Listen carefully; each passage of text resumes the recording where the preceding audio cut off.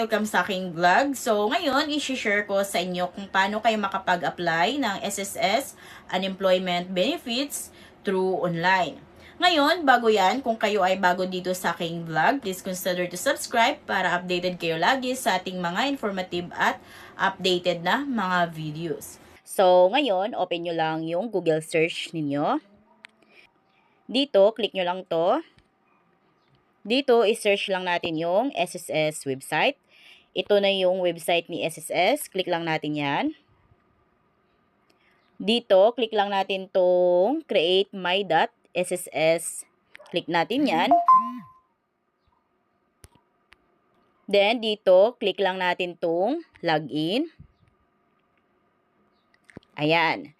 So, dito guys, kung wala pa kayong SSS account, so hindi kayo makapag-proceed dito. Kailangan may account na kayo sa SSS. So, para sa tutorial kung paano magkaroon ng SSS account, i-search nyo lang ito sa YouTube. How to create SSS account, Jubes Vlog. Lalabas na dyan yung tutorial ko paano kayo magkaroon ng SSS account. Ngayon, pag may SSS account na kayo, so lagay nyo lang yung user ID at saka password ninyo. Then, click sign in.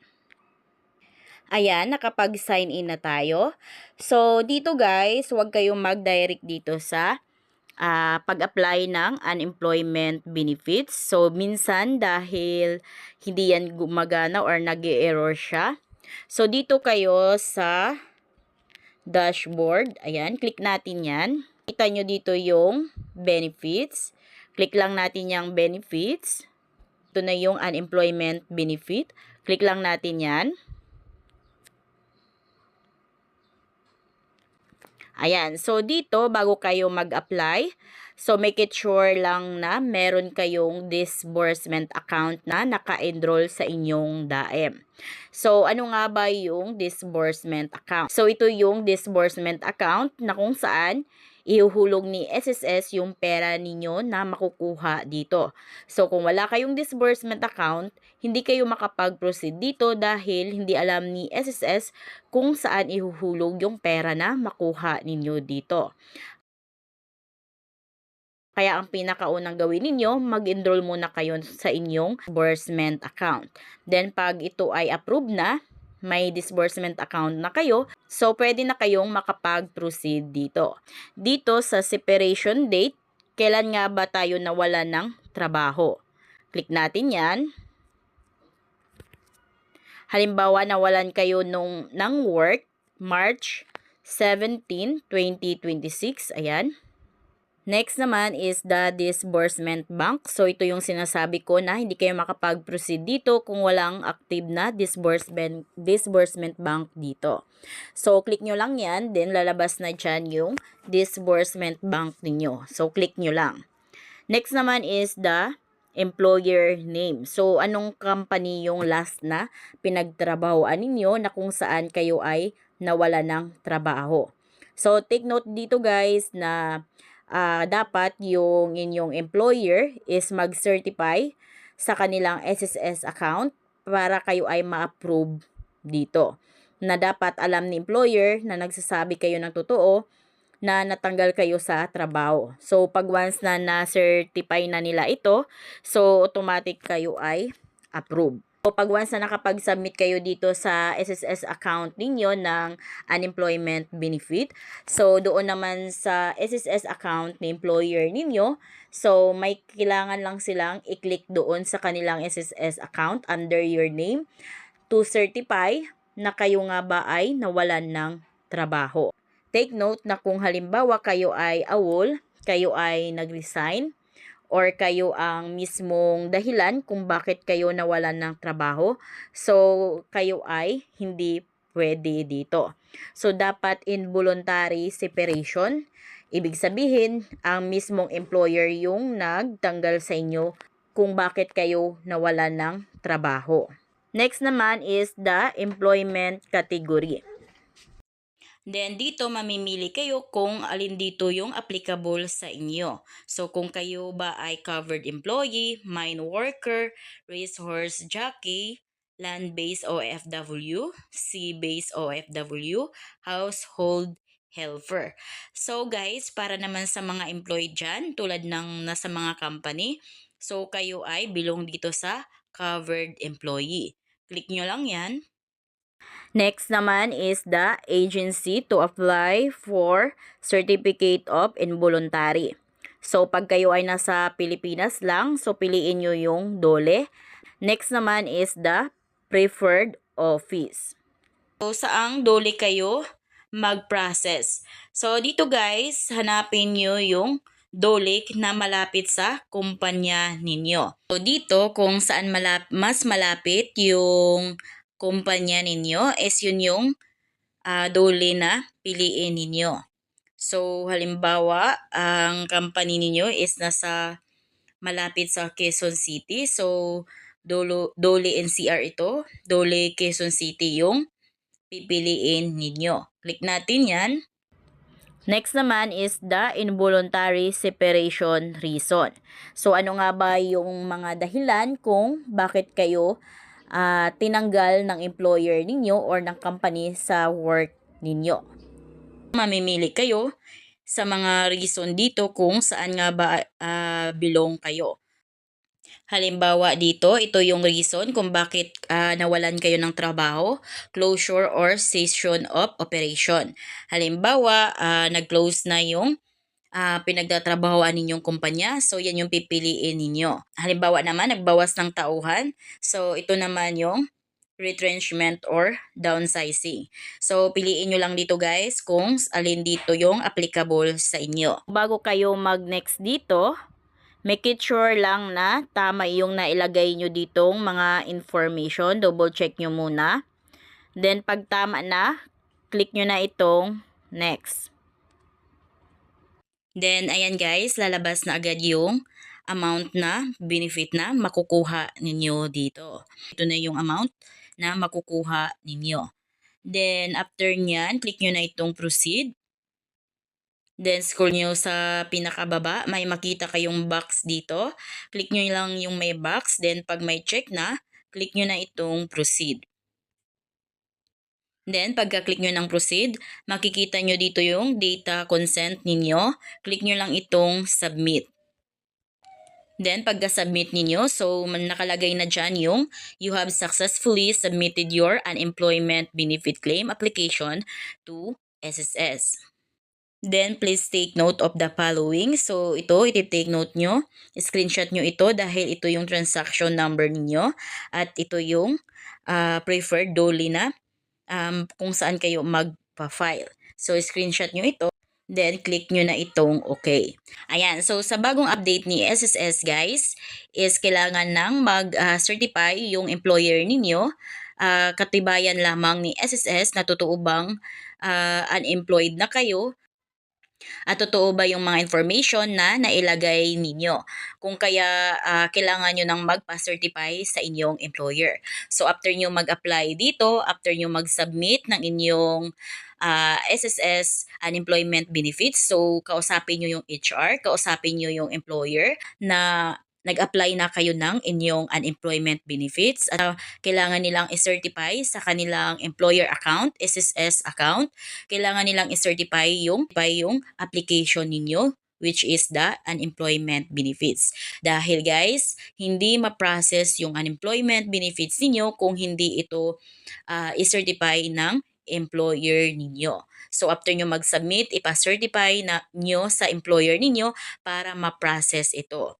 So after 7 days na hindi ma-certify ng employer ninyo sa SSS employer account nila, so ito ay mag-i-expire. Pag once na nag-expired na, mag-reapply na lang kayo ulit ng unemployment benefits and then sabihan nyo yung employer ninyo na paki-certify. Ayan guys, so yun na yung bagong process. So kailangan i-certify ni employer yung pag-apply ninyo ng inyong unemployment benefits dito. So, after 7 days, mag-expire yun pag hindi ito na-certify. Kung halimbawa after 7 days, hindi ito na-certify ng employer ninyo, so reapply lang kayo ng reapply hanggang ma-certify ito ng employer ninyo. Pag once naman na-certify na ni employer yung unemployment ninyo, so ang next process naman is doon naman sa DOLE. Then, naglabas din ng advisory si SSS, guys. Ito lamang yung mga exemption ng cases.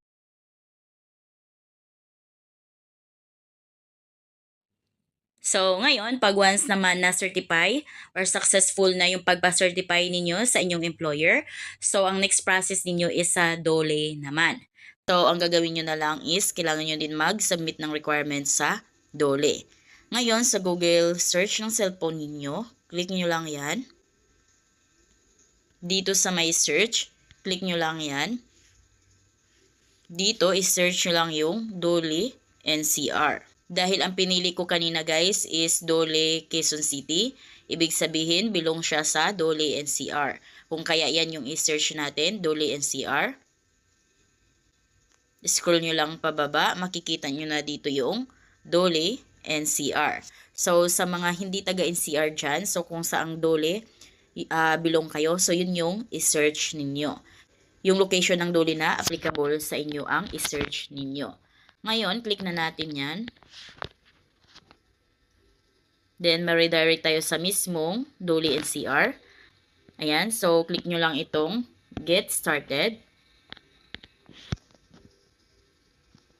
Dito, scroll nyo lang pababa. Makikita nyo dito, under Request. Makikita nyo dito yung Certificate of Involuntary Separation for SSS. Click nyo yan.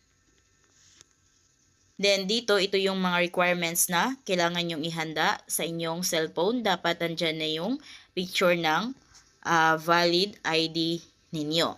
Then, pangalawang requirements is notice of termination from the employer or duly notarized affidavit of termination of employment. Kung wala kayong notice of termination na galing sa inyong employer, so pwede kayong magpa-notarize ng affidavit of termination. Pag once na naihanda na or napicturean nyo na yung valid ID ninyo at notice of termination or affidavit of termination, click nyo na itong proceed. Then dito, scroll nyo lang pababa, click nyo yung agree. Dito, scroll nyo lang pababa. Ito yung dapat nyo i-fill out. Lagay nyo yung apelyido ninyo, pangalan, middle name, extension name. So, dito sa extension name, kung halimbawa kayo ay may senior, junior, the third, second, so yun yung ilagay nyo dito. Click nyo lang ito. Then, mamili kayo. Ayan. Yan yung mga name extension or name suffix. Next naman is transaction code from SSS. So, kanina may tinuro ako sa inyo na i-take note nyo yung transaction number dahil yun yung ilagay yung transaction code dito. Then, next is your cellphone number. So, dito sa mobile number, kung ano yung cellphone number ninyo sa SSS account ninyo is dapat yun din yung cellphone number na ilagay nyo dito. Next is your email address. So, kung ano din yung email address nyo sa SSS, yun din yung dapat na ilagay nyo dito. Makikita nyo dito yung name of company or employer. So, guys, dito naman kung ano yung nakikita nyong name of company or employer ninyo doon sa pag-apply nyo ng unemployment benefits, dapat saktong-sakto yan dito sa ilagay nyong company or employer. Next, then dito sa region, so yan na yan, National Capital Region. So, dito na tayo sa district. Click natin tong Select Province. Then, dito, ang piliin natin is 2nd District dahil ang Quezon City is pangalawang distrito. Next is City or Municipality. Click natin to. Ayan. So, kanina, ang pinili natin is DOLE, Quezon City. Kaya dito, click natin yan, Quezon City. Again, kung saan yung address ng employer ninyo is yun din yung piliin yung DOLE. Then, scroll nyo pababa. Makikita nyo dito sa attachments. Ito yung pag-a-attach na natin ng requirements. So, dito, hindi lalagpas yung file size ng ating requirements ng 5 MB. So, kailangan 5 MB below yung requirements na i-attach natin dito para makapag-proceed kayo dito. Unang i-attach natin is the valid ID with photo and signature. click nyo yung browse. Then, click files. And dito, hanapin nyo guys yung pinicturan yung ID. So, halimbawa, ito na yung ID na pinicturan ninyo. Click nyo lang yan. Ayan, attach na natin yung ID na pinicturan natin. Next naman is the termination of employment. Click natin to. Then, click files. Then, dito, hanapin nyo yung pinicturan yung termination or yung pinicturan yung affidavit. So, halimbawa, ito na yon. Click nyo yan. Ayan, ngayon, click nyo na itong next. Ayan, so ganun lang guys ang process. Lahat ng process sa pag-apply ng unemployment benefits. So, ngayon, makakatanggap kayo ng email na galing kay DOLE na nagpatunay na natanggap nila yung application ninyo for involuntary separation. Then, doon pala guys, sa pag-apply nyo ng SSS Unemployment Benefits, makatanggap din kayo ng email na galing kay SSS. Then, ngayon, ang hintayin yung email naman is next email ni SSS na kayo ay approve na sa inyong unemployment benefits. So, ngayon, maghintay na lamang kayo ng 1 to 2 weeks na mag-email si SSS or magte-text sila na approve na yung unemployment benefits ninyo. Then, pag once na-approve na, mga ilang araw lang is pwede nyo na itong ma-check or makuha sa inyong disbursement account na kung saan doon pinadala ni SSS yung pera na makukuha nyo dito.